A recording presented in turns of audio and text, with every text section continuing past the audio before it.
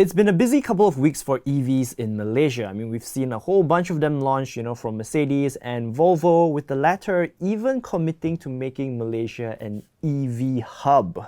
But of all the EVs that have launched recently and the ones that I've gotten to see, one of them stood out to me. One of them was just a little bit more special than the rest. And that is the Hyundai Ioniq 5. And when I saw it, it got me wondering, why aren't more EVs like this?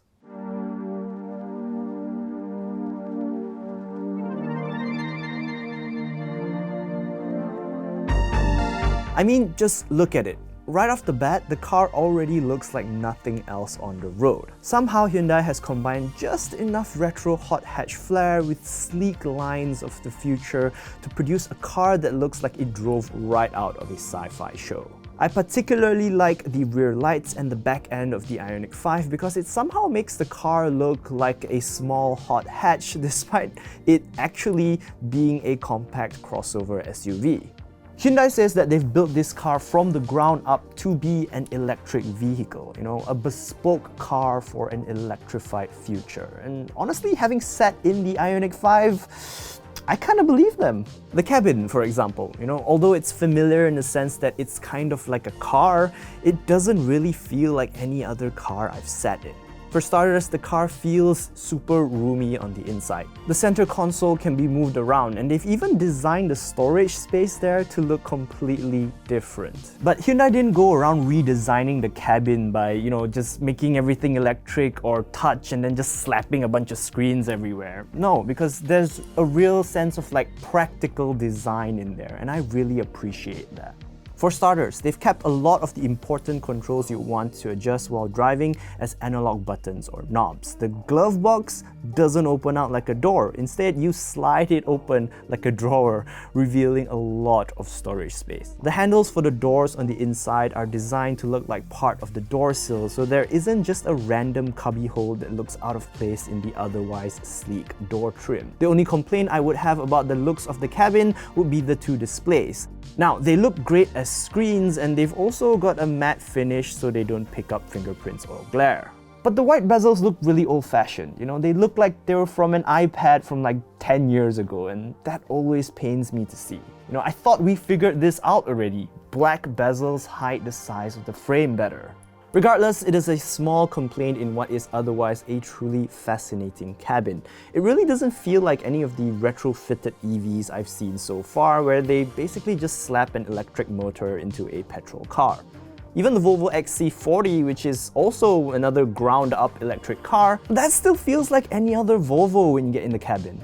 I mean, the Ioniq 5 has a freaking 3-pin power socket under the rear seat. You can turn this car into a massive power bank via the vehicle-to-load feature and charge almost everything your heart desires. Oh, and did I mention that Hyundai didn't even bother, naming their car trim levels like other car manufacturers, with a whole bunch of numbers and letters combined together? No, instead you get the Ioniq 5 Lite, you get the Ioniq 5 Plus, and the Ioniq 5 Max. Yes, it's named like a freaking smartphone. Both the Plus and Lite have 58.2 kilowatt-hour batteries with a single motor that produces 168 horsepower and 350 Newton-meters of torque. While the Max variant gets a 72.6 kilowatt-hour battery and dual motors driving all four wheels that produces about 300 horsepower and 605 Newton-meters of torque, which means that this thing is fast.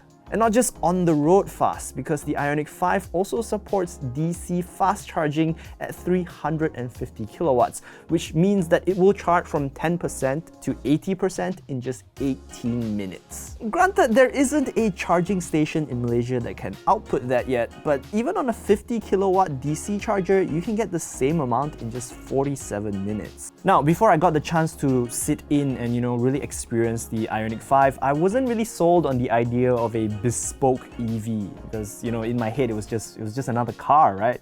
But after spending even just that hot minute with the Ioniq 5, what I realized is just how little other manufacturers are actually taking advantage of, the electric car. Like, most of them are just petrol cars that now happen to be powered by electricity. As a result, all that you hear about EVs are just like the bad stuff, like, range anxiety, or like how appalling the charging network in Malaysia is, how expensive it is to replace the batteries, or how long it takes to charge. With the Ioniq 5 though, it is a little bit different. Yes, a lot of the negatives are still there, but now I'm seeing a lot of upside to it too. I'm seeing a new take and a fresh idea, and that has me pumped. And I think another cool thing is that, all of this newness isn't going to cost you an exorbitant amount. Prices for the Ioniq 5 start at just below 200,000 ringgit. And yes, that is a lot of money in general, but it's not a whole lot of money if you're looking to buy an EV in this class. But from what I can tell, you definitely want to get at least like the mid-range model, the Ioniq Plus, which is about 230,000 ringgit. If you want like the proper new experience.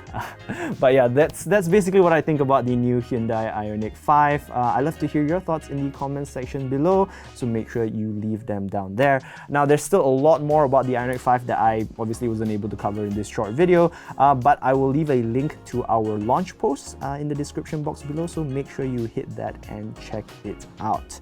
But yeah, that is it for this video. Thank you so much for watching. I hope you enjoyed it. If you did, be sure to give it a thumbs up. Don't forget to subscribe to our YouTube channel and hit that notification bell icon so that you'll be informed whenever we post a brand new video. You can also like us on Facebook, but our home on the internet will be at searchinshao.com. Until next time, I'm Rory, and I'll see you then. Bye!